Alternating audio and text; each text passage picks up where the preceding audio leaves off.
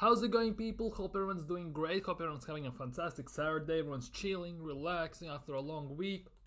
And obviously, everyone is enjoying football as much as they can. During this international break, it has been still hell on earth for Arsenal fans, especially. It has been one hell of an emotional roller coaster, to say the least. So, we're definitely going to tackle that. We're going to look at injuries. We're going to talk about Saka Odegaard, of course. We're going to talk about Bukayo Saka. We're going to talk about also a few transfer news. And we're going to talk about a few bits and bobs here and there. Obviously, everything pretty much is going to regard Arsenal. So, hope you're excited. Obviously, I took a day off yesterday, had some matters to take care of, but still released a video because the Saka news were recently had broken, just so I wanted to talk about the two injuries and how it could affect everything potentially and how everything could look like. But today we have more updates on that, and on one hand it's looking good regarding Odegaard, on the other hand it's not looking that good, which is regarding Bukayo Saka. Obviously could be just a precaution, but we're gonna obviously talk about that as well. So if you're new around here, of course, don't forget to smash thumbs up, don't forget to subscribe, hit that bell, all that good stuff. Don't forget to get live interactive in the chat, and if you're watching this as a playback, of course, don't forget to leave a comment down below. So we're gonna kick things off with something very simple, very not in the title or anything. I already have screwed up, my bad. But yeah, we're gonna talk about Gabriel. We're gonna talk about Gabriel Magalhães. Obviously, during international break, quite a bit of our players are with their national teams, and Martinelli together with Gabriel Magalhães obviously are playing against Chile. They were playing for Brazil against Chile, and Brazil won 2-1. And as it says here, Gabriel Magalhães was Brazil's highest rated player and he won man of the match against Chile. This obviously says yesterday, but it kind of was or wasn't. I actually don't know, because it's during time zones, it's kind of messing me up. But the Arsenal centre back played the full 90, similarly like it does for Arsenal, and won 100% of his aerial duels and completed 83 passes. Best centre back in the world. That would be a bit of an overstatement, but overall you could see where they are going with this. But he had 13 duels. He won all aerial duels. He completed 11 long balls, completed 83 passes. He was rock solid, and good to see him in a very good form. That is the main thing. Good to see him in a very good form. And obviously for Arsenal's success, even going long term for this season and future, we need our key players to stay as fit as possible. Obviously, we have already fallen a bit flat in that in terms of Odegaard. Bukayo Saka's injury is still up in the air, but the fact that we can keep, for example, Saliba, Gabriel, and players like that injury-free is very essential for our season, because the drop-off in those positions, I would say, is quite. I wouldn't say it's quite massive, but it's quite noticeable if one of them gets injured and we have to replace them.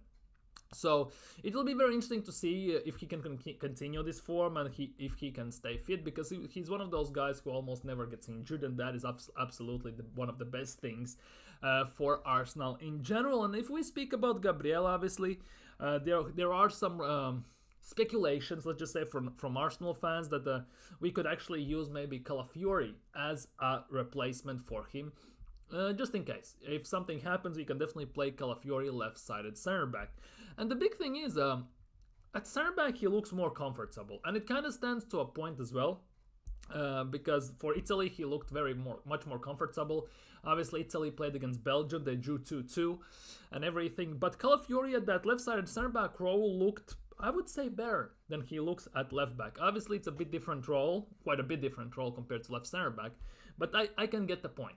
At the same time, obviously, Calafiori, before he played left-sided centre back and 3 at the back and everything in the last two and a half seasons for Bologna, he played quite a bit at left back. So it kind of switching him here and there. It's good that he knows those positions, but one of those positions isn't his, so he kind of needs to adapt, especially for Arsenal, because at the moment Calafiori is more attacking, and that is the case. And I think also Arteta has said, go on, lad. Go and attack, because defensively that it will come with time. That for me is the biggest thing about Calafiori. For me, he will get better defensively as time goes on, because he still needs to adjust to the pace of the league, the physicality, the pressure and everything. Obviously he didn't have almost any of that at Bologna. He has all of that at Arsenal instantly. So definitely he needs to adjust to that, because going forward he is arguably our best wing back.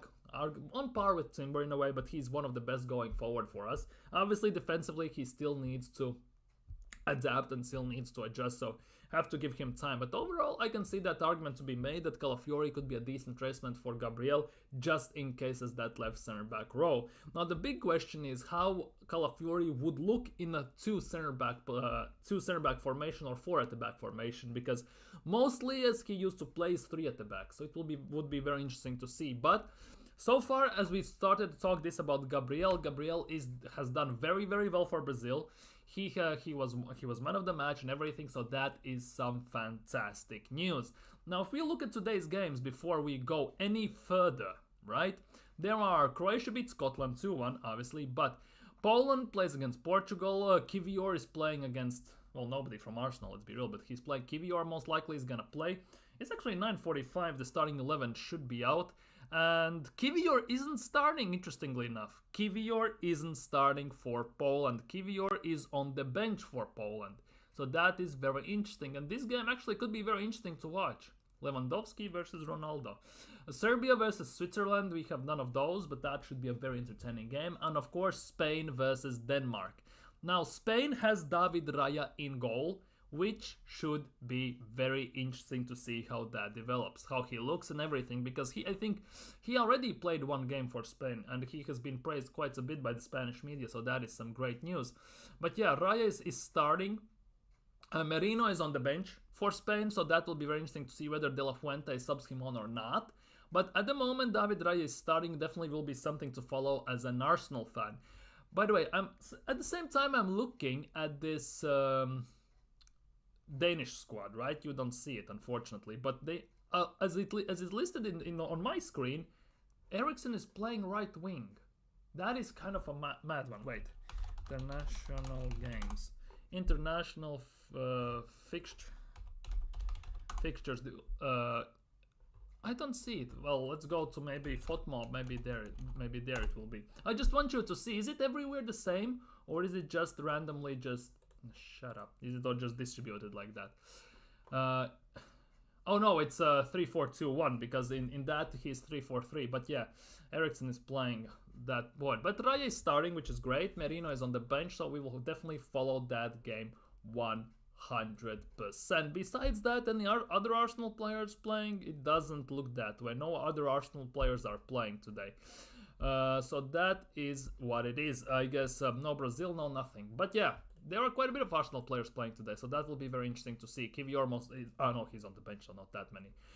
Moving swiftly on, we're gonna speak about Martin Odegaard. As it was said yesterday, as some ITKs were reporting, there has been a setback in terms of his training and everything, and he expected to be out for extra month. But today, news have broke that is just a false rumor. And it's coming from Sky and more credible sources, let's just say it like that. And it says, contrary to the reports on social media, Martin Odegaard has not suffered a setback, with Arsenal hopeful he can return from his ankle injury in November, which is great news for Arsenal in my opinion, which is actually fantastic news for Arsenal. The sooner he gets back, the better, because yes, we are missing Odegaard, you can see that. Are we coping quite decently without Odegaard? Yes, we are. But obviously, with Odegaard, we look bare, definitely bare. Obviously, there are times when, with him playing, it kind of pisses me off the way he sometimes plays, obviously, but that's just my thing. And at the same time, also, it's kind of interesting to see how they try and shut him down. The fact that he tends to ghost at certain times is also not great. But there is no denying that with Odegaard, we look more efficient and more fluid in the attack than we look now. So if Odegaard can get as soon as possible back, that would be excellent. The only thing is that we have to hope still that Bukayo Saka's injury isn't a long one. Because if Odegaard comes back and then Saka goes, it's definitely not a good thing for Arsenal. And if Saka's injury is more serious than anyone expects at the moment, right? Even though they say that it should be fine and everything, if it's more serious, then we might be heading into this break after international break, before November's international break. We could be heading in it with lots of away games, let's be real, quite a bit of away games, and including Liverpool even at home and everything, without them both. And then it will get to squeaky bum time for Arsenal and Arsenal fans for sure. Because it looks like we can cope with one of the players being out, one of our main guys, even in attack, the question is, could we cope without two? And also on top of that, Odegaard technically is our creative spark. The second creative spark in our team as well is Bukayo Saka. And if we lose both of them, there could be some troubles. Definitely could be some troubles. And obviously, everything is now going down the line and to see, because Fabrizio Romano has confirmed this and everyone else pretty much, that England confirmed that Bukayo Saka returns to Arsenal with immediate effect, leaving the camp for further assessment. Obviously, he's not flying to Finland to face Finland for the next game that England has. But yeah, his injury now will be assessed by Arsenal staff after initial tests with England. Now, there are two sides to look at this. It could be just a precaution, long-term precaution, and the Arsenal just want to assess everything themselves, which is obviously a smart thing to do. The other thing is, England, as one of the biggest teams in the world in football, 100% also has one of the best medical staffs you can imagine, one of the best equipment you can get. And if it could be just a PR move to say that he's gonna get assessed by Arsenal, but at the same time it could also mean that there is something to it, and he has to leave England's camp because he just cannot play. Especially if he has even if he has just a simple hamstring injury, he won't be able to play for England, so there's no use for him to fly to Finland. The question is it just a random knock or something, or is it a bit bigger one? That is the big question at the moment that is rambling and just running through every single Arsenal fan's mind. 100%. Because if we lose Bukayo Saka, it could get big for Arsenal at the moment. So it all remains to be seen. I'm not sure when we will get some updates. But obviously, since the first game that England played was at home, and it's very sad that they lost to Greece, man. They lost to Greece. Obviously, Carsley put up such a squad that it genuinely, I don't know, even Yeovil Town could beat, first of all. Yeah, but still, it wasn't great. And to get injured in a game like that, it's definitely not a good look. It's even worse that he had to be forced to sub off. So that means that it also wasn't an injury that would allow him to even carry the game out. Because sometimes you get an injury and you carry the game out, but he was forced to get subbed off. And he looked, based on facial expressions, in quite a bit of pain. So, given the fact that he pretty much has played every single game imaginable for Arsenal, and almost every single game pretty much to full 90, he has played every single game for England most of the time. Without any breaks, relaxations and everything, playing in every cup and every tournament. I think some overexhaustion for the muscles and ligaments and everything per se could be a bit acting up. Because there is just so much you can take from your body until it breaks or starts to break down, and then you kind of get what you get, because it cannot basically regenerate itself in such a short notice. So that's why game management in this instance is very, very important for football players. And this is also why I think this is one of the biggest things why Mikel Arteta gets criticized, because he has had countless windows at the moment to replace Bukayo Saka in a way that he has a proper substitute, proper rotation, and he hasn't done that. And now this could be the case that the lack of depth in certain positions, it's starting to show, because we have lack of depth with Odegaard. Obviously, Odegaard's injury is a bit of a different one, because it could happen even in training. It's a bit different one. Obviously for Saka as well, but with Saka it's a bit different, because Odegaard gets subbed off quite a bit. Around 70th minute or something like that, he's a captain that gets subbed off more than anything at times. But Bukayo Saka almost never gets subbed. And I think overexhaustion, being overplayed and overdrained, I think it could be showing up. The good thing though for this is if there is some sort of an injury, he will get some time off, so he might get regenerate himself. But obviously all remains to be seen. It's still up in the air. My biggest question is when we gonna hear some news about Bukayo Saka. That for me is the big thing, because knowing how Arsenal play these things, we might not hear it until the end of international break, until the pre-game conference before Bournemouth game. It could be also a matter of that, because we didn't hear anything about Odegaard as well. We haven't still heard on Odegaard a proper timeline. We just have been told that Arsenal are hopeful that he could return in November, late November, by November or something like that. It's just a potential timeline has been said, but nothing concrete yet, because many times when Players get injured, you get told that he's going to be out for months, he's going to be out for a few weeks and stuff like that. In terms of Odegaard, we haven't had that. And now the big question is what's going to happen with Bukayo Saka. We just, basically as Arsenal fans, have to sit tight and wait and hope. That is all we can do at the moment. And that is the most frustrating part. Because if it was like a band-aid, you instantly rip it off and you get the news. That's one thing you kind of can try and cope. But as more that gets dragged out, in a way, the more worried you get. And that for me is the most frustrating bit. Because the longer we won't know what's happening with Bukayo Saka, given that he's our star boy and he's one of our main guys, it will be very, very devastating for Arsenal if something happens. And if some major, bigger news get announced, that will be the big thing. Big up Nathan in the chat. Big up, man. Big up, big up, big up. Yeah, it's not looking too good, but obviously let's see what happens with that. What else? Odegaard, obviously, as it's sold, it's just fake news. We already talked about that. This is something I have no idea what this is.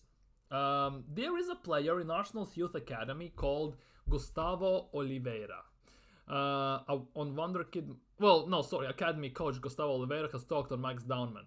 He plays in Kaka's style. He can write his name. Like, I'm sorry, what? I'm gonna be honest, I've never seen him play. I don't know who on earth he is or he could become, but at his age, Arsenal Academy, he can be like, he looks like he plays for under 16s or something like that.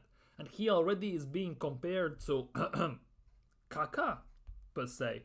That is one hell of a reference for a 16 or under year old. Genuinely. How can you compare a guy to someone like that, one of the legends of the game? That for me is actually wild, by the way. And he apparently says that one day he will play for the England national team and in the Premier League. Now, don't want to be a downer on this, like be a very negative person, but we have heard this on countless occasions, especially about Arsenal. I'm sure that every single team that has academies hear this also all the time. Because Patino was the next big thing. He now plays in Deportivo La Coruña in Spanish 2nd Division. Same thing was about Reiss Nelson, because coming out from the academy, according to reports and everything, Reiss Nelson had higher ceiling than Bukayo Saka. And we all saw what happened when Saka and Nelson got in the first squad. Nelson now plays for Fulham and is on loan. And we have had countless of these. So giving him that already having these comparisons at such a young age, on as much as cool it sounds in media, in my opinion, it's more detrimental to players' career than anything. Because it kind of puts up those expectations like up here, and if you cannot live up to them, it could get very bad for the guy. And if you're not ready for the criticisms and everything, it could get really, really bad. That's why I don't like when people say, oh, he's the next Messi, or he's the next Ronaldo, he's the next Modric, and stuff like that. Let the player be himself. Stop these comparisons. Because this is, I don't want to say it's an illness, but it feels like that. And especially in English media. Just to hype up every single young player who manages to make 3 passes and score a 1 banging goal. And to make him instantly that he's the next David Beckham or something like that. That is actually quite insane. But yeah, let's see what he does. Apparently he's one of the brightest players in Arsenal's academy overall. So that is one of the good things. So it means that our academy is working. We have decent players in our academy. Let's just hope that he grows into what he basically is projected there. What he grows and he's projected basically here. Moving on to this, and I wanted to talk about this already some time ago. Thoughts on Hariman Anus in Actica. Not gonna lie, never seen him play. Whatsoever. Is he like under 18s or something like that? Because I've never seen him play. I have heard something somewhat similar name. I think it's him maybe, but I haven't seen him play. Here it is. Arsenal to hand Ethan Nwaneri history-making contract. Now that's a title and a half. Football Transfers understands that Arsenal's rising star Ethan Nwaneri, whose value at the moment is 4.4 million, that has grown quite massively, is poised to make Premier League history by becoming the 3rd highest paid teenager in the league come March. So basically, in 5 months, he will become one of the highest paid teenagers. Sources have revealed that preliminary talks are underway regarding Luke. 60,000 a week. Ooh, 60,000 a week for Ethan Nwaneri. Oh my god. Now, don't get me wrong. I don't even know what to say. 60,000 a week for Nwaneri. Like, I don't know what to make of this, because this sounds hella ludicrous, if you ask me. For a player who doesn't kick the ball for Arsenal on a consistent basis, and he's not even a consistent rotational player, and you want to give him 60,000 a week. Is it just me, or does this sound hella crazy? Like, genuinely crazy. A 5-year contract designed to secure his long-term future. I get that. So basically you sign him a big money, so he is there, and with the potential that next time you resign, you don't have to like 5 times his salary up, because at the moment he's on what, like 20, 30? I think he's on quite a bit of money already, isn't he? The substantial deal will place Nwaneri on par with Manchester United's youngster Kobbie Mainoo, who also is expected to sign a 60,000 per week contract. Mainoo, who currently earns 20,000 a week, is set for a significant pay raise similar to Nwaneri is to receive. Now, Mainoo, I can justify getting 60,000 a week, even though I think it's hella a lot, but he's one of the... As bad as United is, he's one of the best players they have. Even at the moment and for the future. That is the case. Nwaneri doesn't even get to play for Arsenal. That for me is the most baffling part.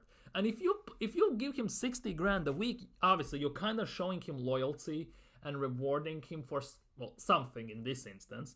And on top of that, if you put him on 60 grand a week, it kind of raises the expectation that he is gonna play consistently, first of all. And second of all, on some point you're gonna make him a starter, because it feels that way. The thing is, do you actually believe that Nwaneri is gonna become number 1 guy over Odegaard in the next, let's just say, 5 years? Will Odegaard even be here for 5 years? That's even a different question, but in general, it's hella confusing. It's hella confusing. Oh, I see. Probably trying to prevent a Cheeto situation with Nwaneri and Skelly. I don't think... Wait. Nwaneri has been promoted to the senior team, so he cannot do the same thing what Chidobe Martin did. The only thing that Arsenal might be trying to secure the fact that he doesn't leave on a free. Because when he was 15, Arsenal offered him a professional deal that kicks in when he gets to 18 instantly. And with guaranteed call-up at some point in the future, given his poise and everything what he was doing. So Arsenal rewarded him that after 2-3 years, I think it was, when he was 15. So now it's 2 years later and Arsenal have rewarded him with that. So it kind of stands to the reason that it makes sense. But 60 grand a week, holy crap, 60 grand a week. Isn't that hella way too much? Like, I'm thinking in terms of salary kind of balance in Arsenal's team. That seems like hella a lot for a 17-year-old.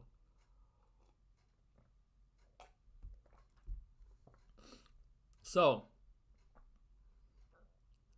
if we look, so Kiwior is on 58 grand a week. Can you see the names? You cannot. So, basically, Trossard, the yellow one, Trossard is on 90, Timber is on 90, Gabriel Magalhães is on only 100 a week, which is hella nuts, which is hella low if you ask me. Because Zinchenko is on 150, that is kind of yikes. But yeah, Kiwior is on 58 grand a week, which means Nwaneri is gonna get more than Kiwior when he signs that deal. Interesting. Wait, I want to check this. Brighton. Because this is kind of this is getting Brighton high. So basically, Nwaneri is gonna get more than every single almost Brighton player besides Rota, Mitoma, Dunk, and Kadioglu. Danny Welbeck is on 60, Milner is on 60, Webster, March, Stupinian is on less. Okay, let's go to like Liverpool or something like that. This is now confusing me. No, 60 grand, right? So, Nwaneri is gonna get more and I'm gonna move this so you can see, by the way, because this is now, this is the thing we are talking about here. This is the thing. Wait, let me remove my face. Here it is. 60 grand a week, right? Wait. Luis Diaz is on 55 grand a week, so Nwaneri is gonna earn more than Luis Diaz, Wataru Endo, Harvey Elliott, Kanash, Curtis Jones, Connor Bradley, Kelleher, and Jarosz. That doesn't care. Obviously, I get that Arsenal are trying to protect his value, protect him, and kind of show him loyalty and show him that Arsenal are counting on him in the future. I kind of get it. But if you look at other teams and how much they are playing for certain players, it is kind of wild. Because 60 grand a week for Nwaneri, and while Luis Diaz is on 55, seems a bit ludicrous in a way, doesn't it? I hope this does not hinder signing other signings. For me, Jesus, Sterling, Nelson, not good enough. Sorry, it's... yes, exactly. Jesus, Sterling, Nelson, Zinchenko. Obviously, Tierney has to go because Arteta doesn't like him, and there is more and more and more. There are quite a bit of those. Like, you have to sell them. I think those players could fund some nice signings for Arsenal in general, 100%. But 60 grand a week. Wait, who is paying everyone massive?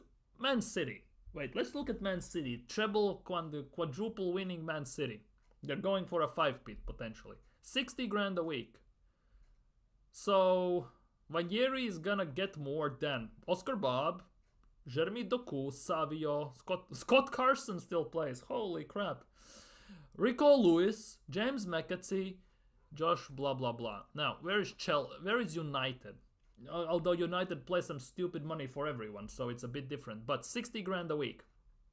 So, Garnacho, Heaton, Bayindir, Diallo. Mino is gonna sign a new deal on 60 grand a week, so that kind of makes sense.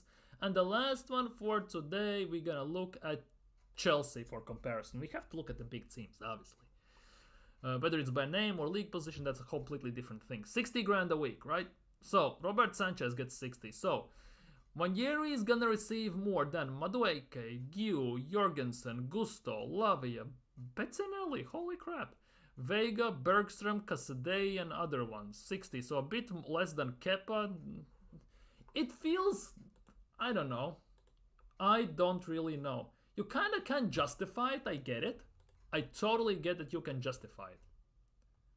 For future and everything. At the same time, is it just me or does that feel hella a lot? Oh, you want to see Spurs? Let's do Spurs. Okay, let's do Spurs. I'm gonna log in. Let's do Spurs. Let's do Spurs. Premier League. Let's do Spurs. 100% we can do Spurs. Oh, I'm gonna... Again, I have to do this then. Let's do Spurs. Okay. Okay. Where is Spurs? Where is Tottenham Hotspur?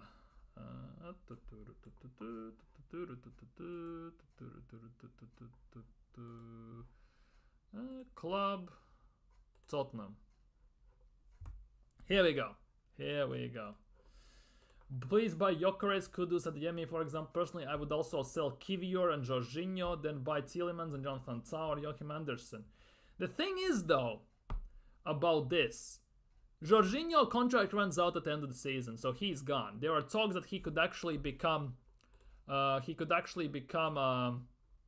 coach at Arsenal or something stupid like that. I don't recall now on top of my head.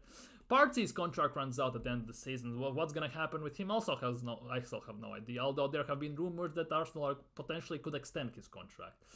Kivior. Depends. I think we could sell him. Definitely we should sell him, to be honest. Maybe give Skelly a chance and stuff like that, potentially. And just invest in proper midfielder, a backup for Odegaard, proper striker, backup for Saka. There are quite a bit of things we need, to be honest, in those instances. I wouldn't take Tielemans anymore. I think that ship has passed. Jonathan Tah. He's going to Barcelona, I think, or Bayern Munich, something like that, isn't he? There was some talks about that he might be going already. Anderson, that would be an interesting one, but didn't Anderson move? Didn't Joachim Andersen move? Wait, I swear he moved from Crystal Palace to Fulham or something like that. Didn't he move? Yeah, he plays for Fulham. He just moved from Crystal Palace. He would be hell expensive because he just moved. Sign Nwaneri, give him a... Yeah, that's the thing. Sign him and give him a proper, realistic wage. Okay, Nathan, Spurs. Here we are. 60 grand a week, right? So, Bissouma gets less. Reguilon. Van de Ven would get less than Nwaneri. That already sounds kind of mad. Odegaard, obviously, Spence, Bergwall, Austin, Whiteman. Okay, cool. 60 grand, right? So he gets a bit less than Pape Sarr, Brennan Johnson, Vicario, Forster, Udogie, Archie Gray. How is Archie Gray on 75 grand a week? What the hell are they doing there? And Bentancur. But how is Archie Gray on 75 grand a week? How the hell he has finessed that? That's some next level agency he has. 75 grand a week. Holy moly. That is something special going on there, not gonna lie. But yeah, it is what it is. But yeah, 60 grand a week. Now that is something completely I didn't expect for him to be on 75 grand a week. That is genuinely out of the blue, I'm not gonna lie. And that would make him one of the 3 top earners at youngsters. 1 year for context, the midfielder's current weekly salary is 3 grand a week. So basically he's getting nearly a 20-time increase in his salary. About 18.2 times his salary will increase. 18.2, 18.5, 18.5? 18.5 times his salary would increase if he signs that 60 grand a week. Imagine if I got 18 times salary increase at work. Holy crap, I could retire very quickly. Well, this deal would put Nwaneri third, the highest paid teenager in Premier League, currently including Tottenham's Archie Gray, who is on 75 nearly, and Lenny Yoro. Yoro is on 114,000 a week. Hold, what are these clubs freaking doing? Obviously, it's not my money, I cannot complain. But if you look at these things, this is just some... I don't even know how to describe this. Lenny Yoro on 114,000 a week. The fact alone is that Archie Gray on 75 is mad alone, but Lenny Yoro is on 115 nearly. I don't even want to look at this anymore. Genuinely, that is a wild 1.5 to say the least, to be honest. That is wild 1.5 if you ask me, to be honest. At some point, can you please do a review of Yer and Nelson loan spells? Does not have to be this stream. Wait. What do you mean loan spells for review for loan spells? Oh, how they're doing and everything, or what? Definitely we could do the Arsenal on loan watch or something like that. That type of stream we definitely could do, especially since it's international break. Wait. Thanks for the idea, by the way. I'm gonna write it down. Genuinely gonna write it down.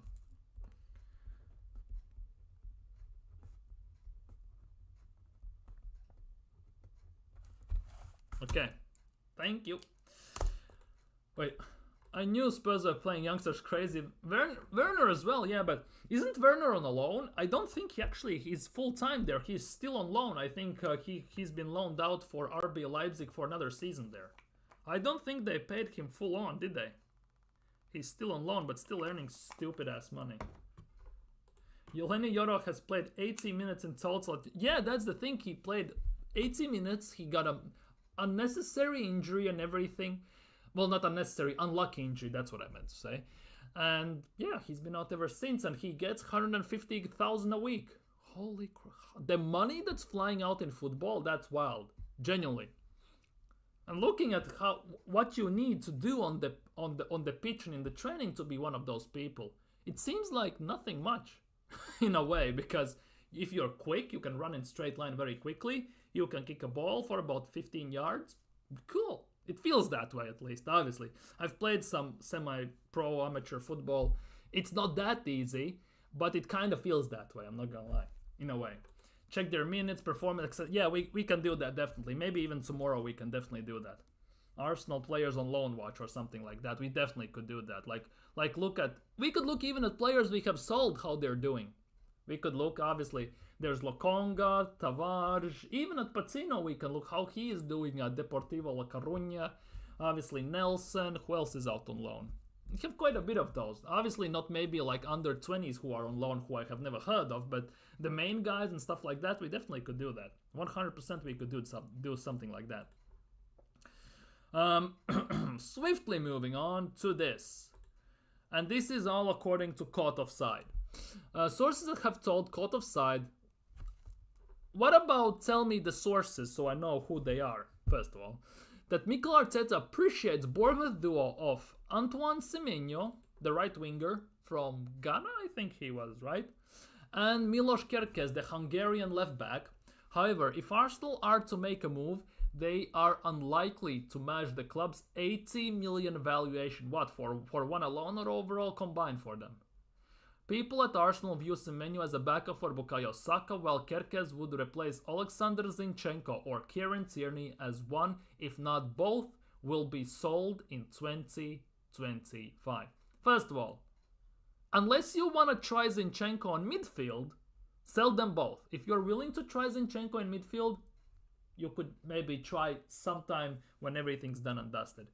Tierney, though, that's very unfortunate, but I guess it's very weird. Now, Kerkez and Semenyo, those are some, I would say, decent names for Arsenal to sign as backups. Yes, maybe you would, you are maybe, and to be honest, I am as well,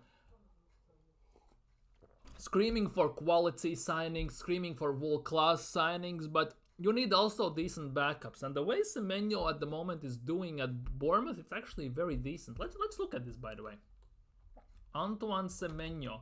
Kerkez as a left back, to be honest, I wanted him already this summer, by the way. That is the big one. You could 7 games, 3 goals, 1 assist. 24 though, that fits the age profile Arteta likes. No Diddy or anything like that. No baby oil and all that thing. 80 million, where the hell did they pull this number out of where? That is the big question. 80, like for me, if you are going for a winger, right?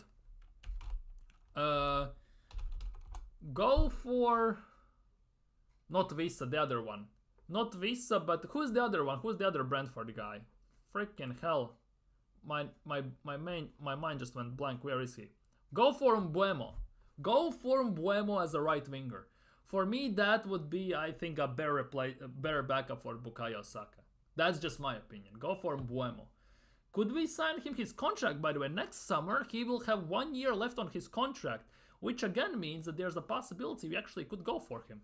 There is a possibility. So that could also be the case. Let me kind of fix the screen a bit here, because otherwise it looks hella different for me. His contract runs out in summer of 2026. For me, Brian Mbuemo actually could be a very decent backup for Bukayo Saka. Quick, very tricky, pacey, good pass, good cross, can finish as well properly. Pause. But everything is just going. I would love for Arsenal to sign Mbuemo. I was talking about this during summer as well. I was quite interested that Arsenal, nobody is looking at Mbuemo as well. No club is looking at Mbuemo. That is also something interesting for me. 7 games, 6 goals this season so far. 6.5 million signed from Troyes. How is he doing in general in Premier League since he's been signed from Troyes? By the way, Troyes, the same club Savio got signed for City, by the way. Just remember that. So in Premier League, 105 games, only 49 points. Not the best though, is it? But, so last season, 25 games, which means he was injured for 13, which is obviously shows.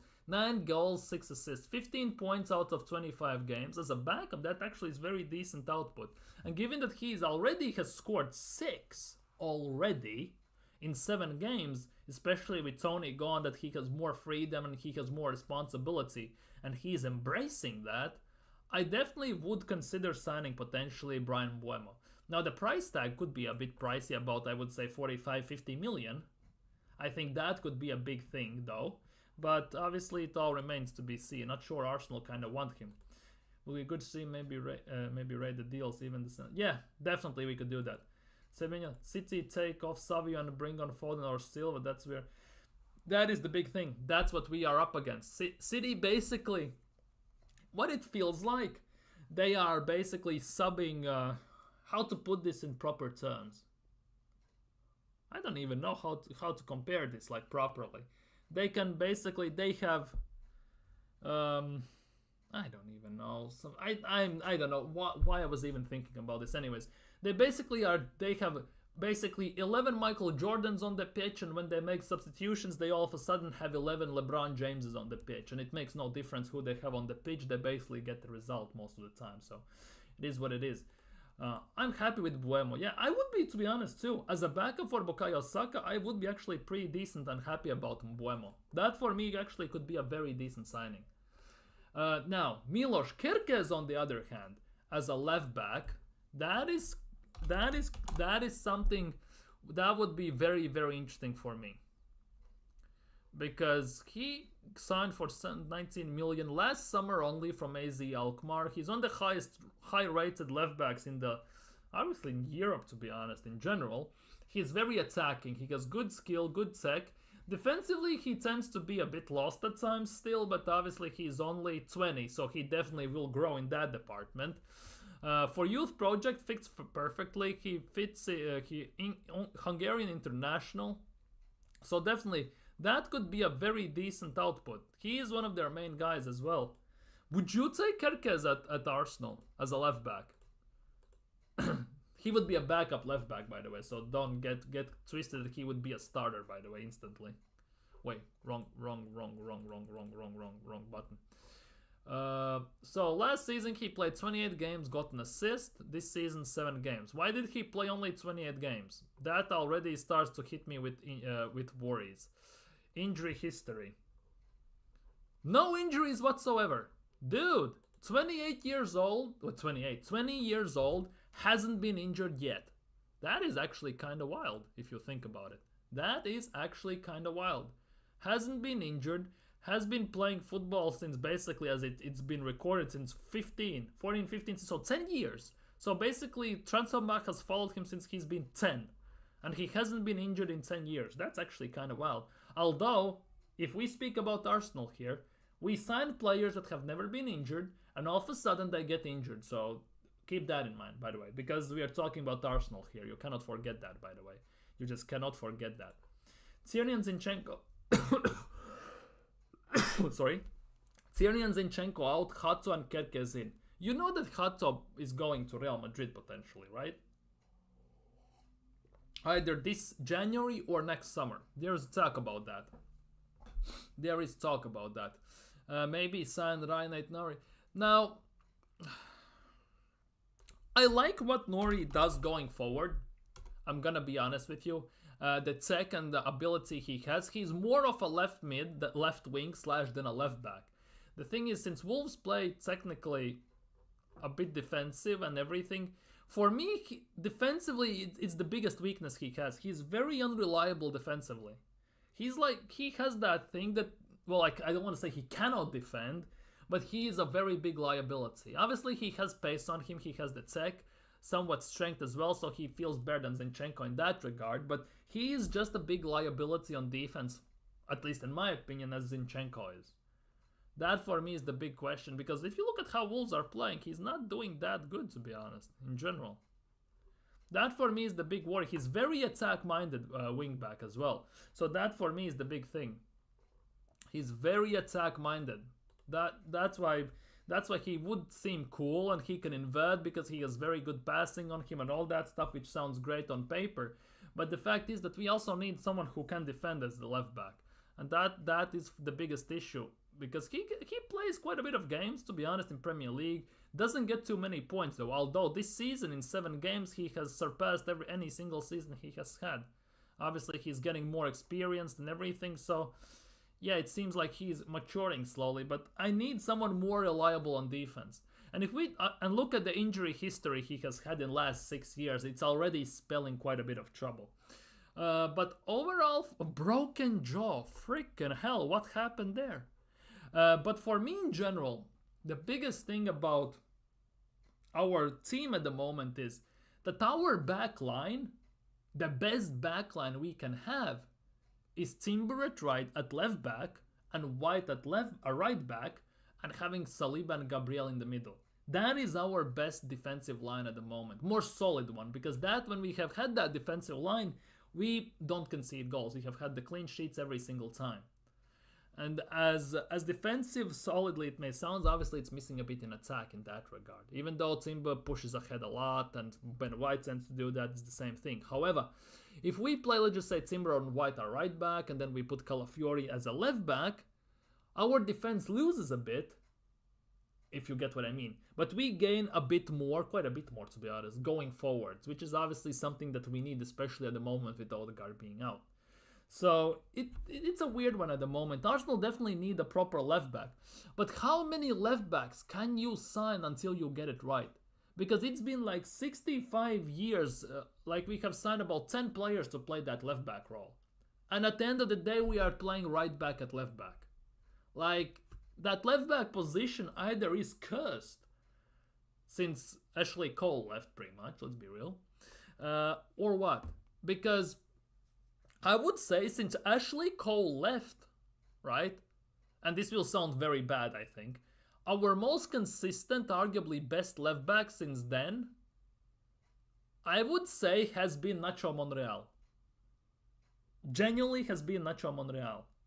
If I'm thinking about that, Kieran Gibbs at left back, who else we have had there? We have played so many makeshift left backs, Kolasinac at left back and everything. I think Nacho Monreal has been arguably our best left back. Arguably. Yeah, since Ashley Cole left basically. Since he left for Chelsea and everything, our best left back.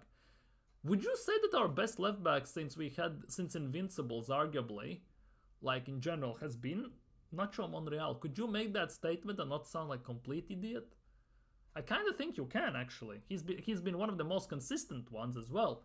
In that regard, when he has played, he didn't do anything extravagant, didn't set the world on fire per se, but he did everything you need to do. Defensively, attacking wise, he was great in the far post, arriving late and everything. He scored in the FA Cup, I think it was, and everything. He did quite a bit. It just feels like he was a bit underrated at Arsenal. It generally feels that way.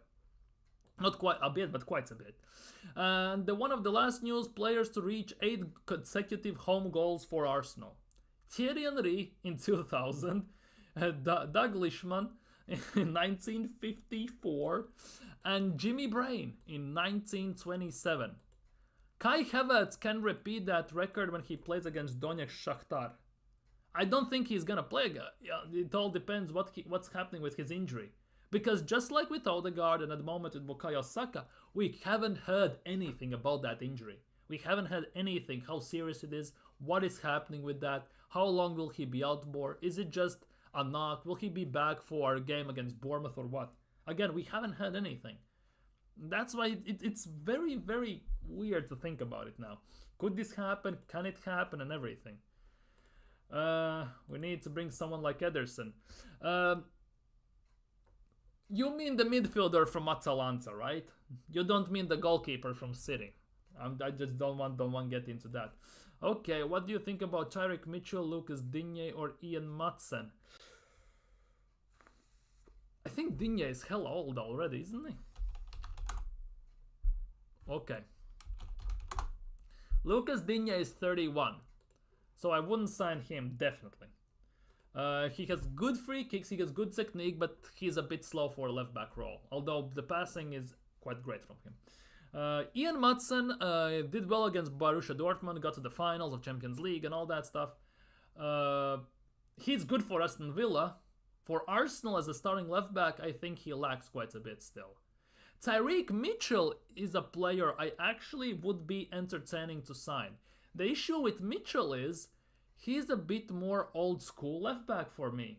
He wouldn't invert per se. He would be a bit like Tierney. I think he's more of a Tierney than actual like that this modern left back that this these days football is kind of evolving into. If you could maybe combine these two things, for example, if you could combine Tierney, they both are injury prone, but let's exclude the injury thing, right? Tierney's defensive ability and the pure left back ability with Zinchenko's ability to invert and distribute the ball, I think for Arsenal that would be the perfect left back. A left back who can defend, who can cover, who can overlap, who can invert, who can distribute the ball, and who has a decent shot on him, who also reads the game pretty darn good. If you exclude the injury thing, right? That I think would be the perfect left back for Arsenal in many ways. And if you could, and that's why I think Tyreek Mitchell feels a bit more old school type of left back, more like Tierney. I wouldn't say he cannot innovate. I'm not saying that. But I think he would feel a bit uncomfortable on the ball in that instance, because Tierney also feels that way when he basically gets ball in his feet and he is kind of forced to distribute the ball and maybe start an attack. However, when we played 5 at the back, when Arteta just came in and Tierney was chipping over the top the balls against City, against Chelsea in FA Cup, it worked like perfection. He did that with precise precision. Like, it was actually quite insane, especially with Aubameyang running behind and then scoring and everything. It was quite perfect in that regard. Yes, midfield Ederson. Douglas Luiz would have been perfect signing though. Yeah, Arsenal missed chance to sign Douglas Luiz in my opinion on 2 or 3 occasions. And one of the best occasions was to sign him for 35-40 million 2 years ago in January. And we decided to wait, and since then we didn't do anything. Ederson would be very interesting signing. Very interesting signing for Arsenal in that regard. Because he has an engine on him like no other, so he wouldn't get tired. I'm not sure how often he gets injured though. I haven't checked certain things on certain players, because when we talk about Arsenal, one of the main things you have to look at is the injuries. 25, so perfect in that age gap for Arsenal. He can score and he can defend. That it's good. He has decent shot on him. He can pass the ball. He doesn't get injured. He has played only 2 years. In general, he has been injured only 2 times. 2 years ago, he missed 2 games. And last year, it was in preseason. He didn't even miss any games. So basically, he stays injury-free the whole time. Similar like Granit Xhaka at Arsenal. Granit Xhaka was one of those players. Although he pissed off fans with those certain things, we're not going to talk about that. One of the best things I can give to Granit Xhaka, he was always available. Always available. About obviously few red cards and stuff like that. He was always available. One of the best abilities you can have as a professional player in any sport is availability. Because you never know what's going to happen.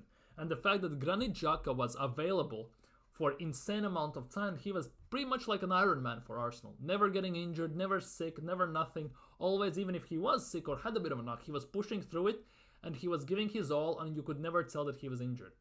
So that is something I will give Granit Xhaka flowers for every single day, as long as I'm an Arsenal fan and everything. That Granit Xhaka throughout his whole career at Arsenal pretty much was injury-free most of the time. He was here for insane amount of time. Insane amount of time. If you think about 5 years, 6 years, I think it was. Although, as you can see, his last injury when he was at Arsenal was in 21-22 season. Arsenal signed him in here. 21-22 season. He missed 13 games, partially.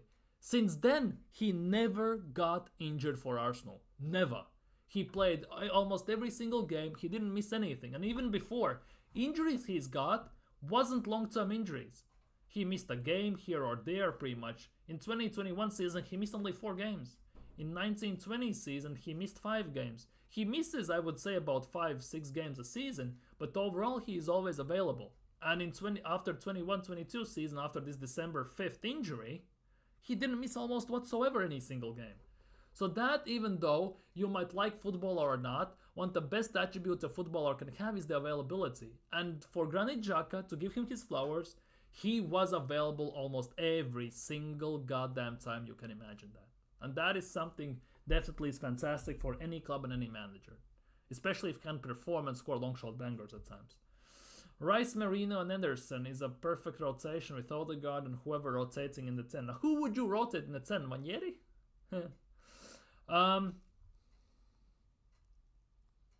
The question is though, okay, how would your midfield look? For example, Rice, Ederson, Odegaard.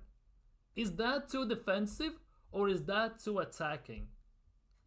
Because with Ederson, I kind of in this mix, which I cannot kind of figure out, at least for myself specifically. Either he is a 6 with an indication of 8, or he's an 8 with a bit of an indication of 6. Like similarly like Rice. Rice pretty much for us, everyone thinks he's a 6, but he can play as an 8, right? Ederson can play as an 8 and be a 6. At the same time, he can be a 6 and play as an 8. I think he's like type of box-to-box player who can slot in both places quite interestingly well. And with the engine he has, I would be more encouraged to use him maybe as an 8. But the way Arsenal play, however, that would be in a regular team. For Arsenal, how they play, how we play, he would be a 6 for me. Just because of the fact that he could run, he could be like a Conte for us. I think we could play him in that role, disrupt the play, tackle and everything. Because one thing that Partey is missing in everything is legs. Because as long as Partey doesn't have to run, he's phenomenal. One tackle, drop a shoulder, distribute the ball, give and go, all. He's perfect in that regard. As soon as you make him run, we're dusted. But Ederson has, I think, more or less every single attribute that Partey in those instances have. But he has legs and he can run. So I think that could actually be the perfect solution for Arsenal in that number 6 spot. The question is, would Arsenal sign him? Because he had an audition against Arsenal at Atalanta when we played in Champions League. I think he did actually pretty damn good. Oh, I think I'm about to sneeze. I generally don't know, but I might. Bless me. Or do you see Arteta bringing in a 10 and moving Odegaard to number 8? I don't want that to happen. Because for me that would, first of all, disrupt the right side. Unless Arteta completely wants to change the tactics. And second of all, for me, Odegaard is too weak to be an 8. Because to be an 8, you have to go forwards and track back and make in tackles as well. And every time Odegaard has to make a tackle, even in the final third, he just flies like 100 miles away from the player that has made a tackle, or he has been tackled. And that for me is a big worry in general. I don't think Odegaard he can play as an 8, but to play in a physical game consistently as an 8, I don't think he has the physicality to do so long term. Exactly, availability is the best ability. Xhaka, big up BX Gunner in the chat, by the way. Xhaka always showed up, he fought on the pitch every game. The Xhaka slander by some people is terrible.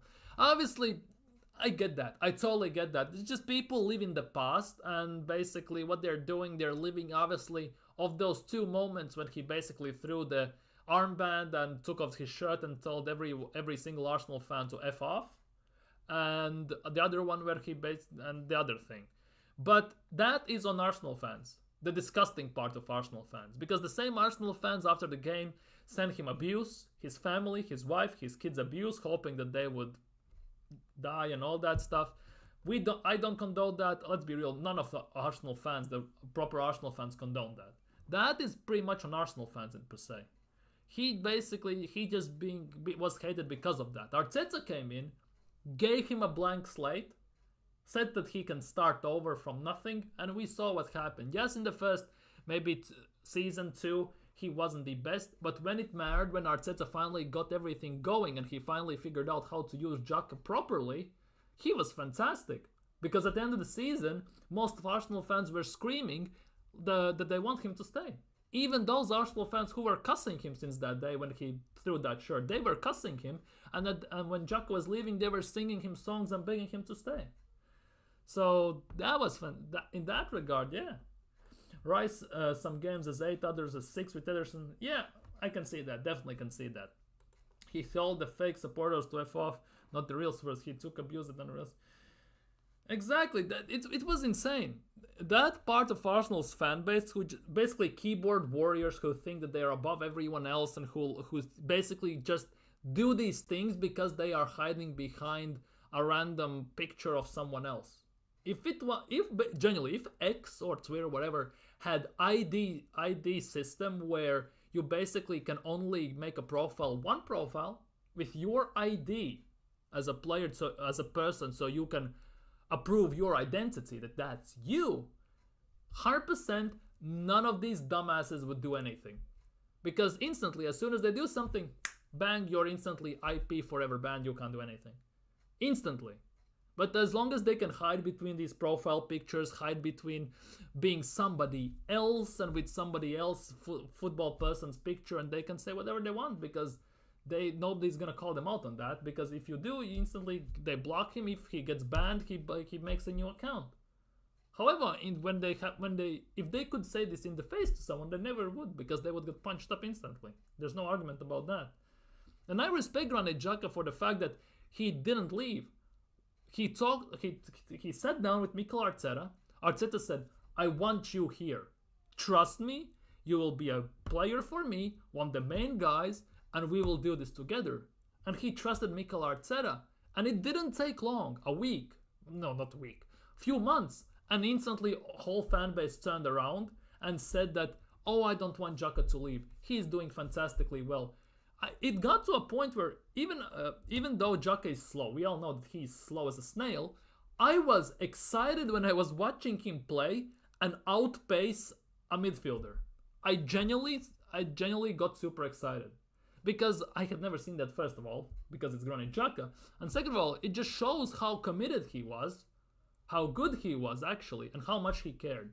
Because if he just gave up after those incidents, it would just be a completely different story.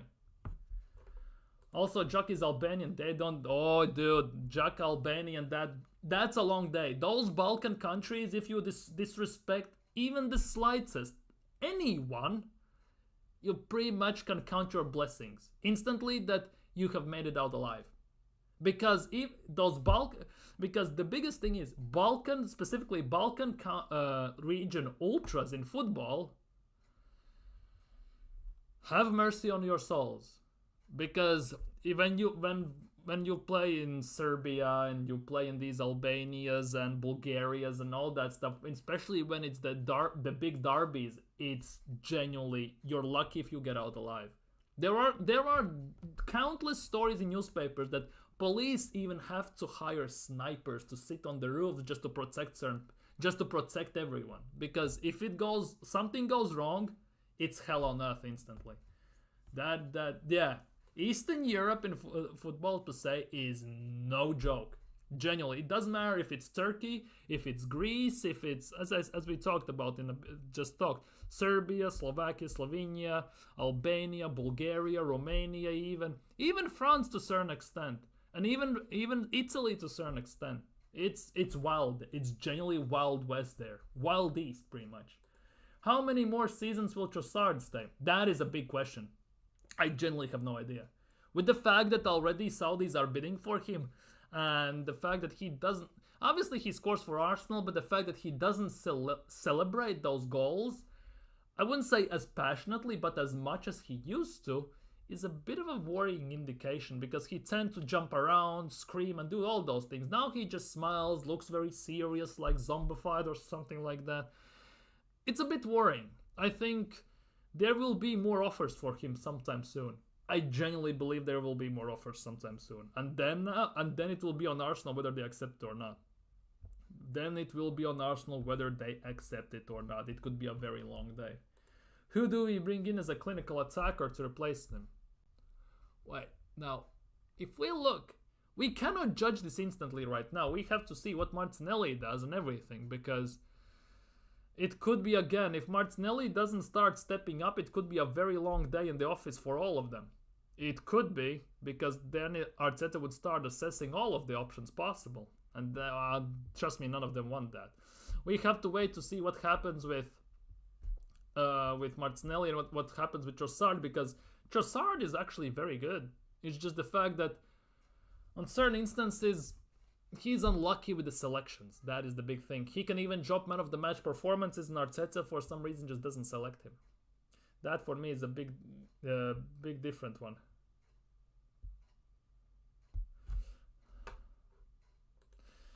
Big up Ramba. Can anyone in the chat convince me of Ederson? I still think Bruno is the 6 we need. Yeah, like, the thing is, we technically need to, well, not technically, realistically, need to sign a number 6. And as much as I would love to sign Bruno, it would cost 100+ million. Let's be real. And even though we have the money, let's not beat around the bush, we have the money, I'm not sure Cronkies are willing to spend that at the moment all in one place. I'm not sure that in near future we could see another like blockbuster signing like Declan Rice. And if we want to sign a proper starter players and have quality also backing him up, then we need to actually assess how we spend our money. Because it would be all dandy and roses if we sign Bruno Guimaraes, right, for our number 6 spot. The big issue is who we have behind him to replace him. Just in case somebody gets injured, he gets a red card or needs a rotation. We have nobody at the moment. And that's why, for example, I would entertain the idea for signing Ederson alone and then signing another backup 6, for example. Even though we could actually play Declan Rice as number 6. So that would be very interesting how that would work. Double pivot, I'm not sure, with two sixes. Because people are screaming to play Declan Rice there. And we still need a backup then for Declan Rice. It doesn't matter, we still need a backup for that number 6 spot. Especially with Partey and Jorginho leaving after the end of the season, most likely. I guess Bruno is prem proven, but Newcastle... Yeah, Newcastle doesn't have to sell. That is the big thing. And the release clauses also have done and dusted. That they don't have FFP or PSR issues or any of those things. So they don't have to sell. They can ask whatever the hell they want. And they most likely will ask 120 something like that million. Let's be real. And for Arsenal to make that deal, I don't see it.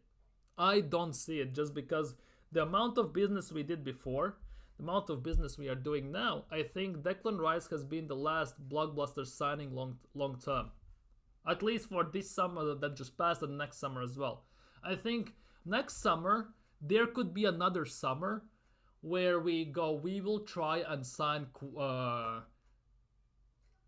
maybe not high-end profile players, but we're going to try and sign quality and quantity at the same time, getting some lower cut budget players. I generally believe so. It could be another summer of that. At the moment, it feels that way as well. Obviously, we'll wait and see what's going to happen. Where Arsenal finish in Champions League, in Premier League, in cups and everything. But at the moment, unless we spend... Only reason for us to... How to phrase this? I think this will be my conspiracy theory for January transfer window. And I think on that note, I'm also going to end the stream, by the way. Ederson or Watson, I'm going to take Ederson. Just saying this now, I'm going to take Ederson. There is this... this is my theory. Conspiracy theory number 5662 from me. We all saw that with the ball picture it worked. For me, the big thing is the only reason why we didn't sign that many or high-end players in January is, that's my hope at least, is the fact in summer means that in January we might do some actual proper business. Because there is no reasoning why in summer transfer window it took us so long to sign players, we needed to sell before we sign, and we ended pretty much transfer window with a profit. Not minuses, but profit. No negative numbers, but profits. And I think Arsenal over the years, one of the biggest downfalls when they have been this close to winning the league has been January transfer window, where we had the chance to sign certain players or do something to get it over the line, but we didn't do anything. So at the moment, that's my conspiracy theory, and low-key my hope from it deep inside is the fact that only reason why in summer transfer window we didn't do much is the fact that in January transfer window we actually might do something crazy. Go for 2 big names, for example, or even 1, but go for a big name. We might actually do that. That's my basically one thread of hope I'm holding on during a tornado in the world of Arsenal Football Club. That's basically what I'm doing at the moment. I'm holding on to one small thread of I don't know, of linen or something in this big storm that is called Arsenal Football Club, in hopes that Arsenal, when we hit the January transfer window, we are again on the top or second or third, but only 2 to 5, well, not let's just say 5, but 2-3 points behind the top spot, or on the top 2 points ahead, for example. And then in January transfer window, we're going in and we do something to make a statement and to make that lead more secure of having to sign certain players potentially. That is my hope. Whether it's gonna happen or not, obviously, we don't know. But that is my long-term hope and reasoning why we didn't sign that many players, or we didn't go nuts in summer. That is my hope, at least. What do you think about Alexander Pavlovich, Frankie de Jong? For me, Frankie de Jong is a no-go. Yes, the fact that Barcelona have agreed with de Jong that he has to leave in 2025 and they're gonna pay him what he owes them and all that stuff, but Frankie de Jong for me is a no-go. Genuinely is a no-go. Alexander Pavlovich. That sounds like a goalkeeper, I'm not gonna lie. Alexander Pavlovich, okay. I generally haven't heard of that many players. Bayern Munich, too young. Too damn young. That for me is too damn young. 50 million! Holy crap! Holy crap, that's a number 6. 20 starting. I get what you mean, but I think he's a bit too young and we need more experience in the team. And I would sign someone else. Although, if we look at long-term future, if we could get him for cheap, yes. But if Bayern Munich rate him that highly that they want around 60-70 million for him, no thanks in that regard. Haven't seen him play much, to be honest. Even though I watch Bundesliga, I haven't had time actually to check a Bayern Munich game. As wild as it sounds, I haven't had goddamn time. I'm usually watching Borussia Dortmund, RB Leipzig, someone else. Never have hit in a Bayern Munich game. Even though I get all the Bundesliga games, usually at the same time. La Liga happens, Serie A happens, Premier League happens or something, and I have had zero time. As wild as it sounds. It's mad, actually. No both, Ederson and Watson. You don't want any of those? So who do you want as a number 6? De Jong is a no, same for me. Gyökeres in can you imagine in January signing? For me, the biggest question is, if we sign Gyökeres in January, is he captain and he cannot play for us in Champions League? Because if that's the case, kinda don't want to do that. Even though we could have a bigger chance winning the league. But the fact that if we sign Gyökeres for 85 million and he cannot play for us in Champions League would be a massive letdown, let's be real. I don't know how this works in Champions League. Are they cup-side or not? That's the big thing. I mean, we bring in both Ederson and Watson in the summer. Ederson, 50-60 million. Watson, English tax, 50-60 million. 120 million. Maybe. I think it depends on outgoings on whether Arsenal re-sign Thomas Partey. Because that Partey thing is still under big questions. Because there are rumors Arsenal are potentially could offer him a 2-year deal. 1+1 or a 2 bang-on-year deal. Which is still a weird one for me, but it is what it is, I guess, at the end of the day. But yeah, I think on that note today, I'm gonna end it here. It's good to be back after missing stream yesterday. But yeah, thank you guys so much for being here. You have been freaking fantastic. Saturday, great day. Let's go and watch some international football. As boring as it is, I'm not gonna lie many times. Hopefully it's just PR to take clubs think Partey is in the plan. Hopefully, but if we do, but it doesn't matter because Partey is gonna leave before we go into transfer window. That is the big issue here. Because then they will know that we need someone. Because Jorginho and Partey both ran out of contracts in June 30th. Anyways, I'm gonna end it here. Thank you guys so much for being here. Thank you guys so much for chilling. You have been freaking fantastic. Big up BX Gunner, Ramba Basil, Nathan, Comp. Big up everyone who has been here. You have been fantastic. Take care. Have a great evening. See you all tomorrow. And yeah, relax, chill, and have a great time. Peace. Adios.